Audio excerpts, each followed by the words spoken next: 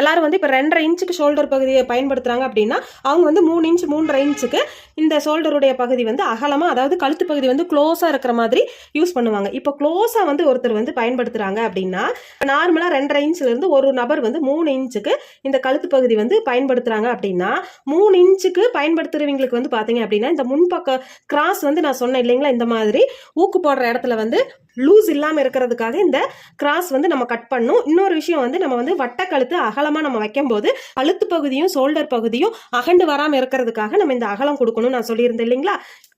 இந்த மாதிரி நம்ம அகலமா வரும்போது தான் நம்ம வந்து இந்த கிராஸ் கொடுக்கணும். இப்போ வந்து நீங்க க்ளோஸ் நெக் வைக்கிறீங்க அல்லது க்ளோஸான ஷோல்டர் பகுதி வைக்கிறீங்க அப்படிங்கும்போது கண்டிப்பா இந்த கிராஸ் வந்து நம்ம கொடுக்க கூடாது.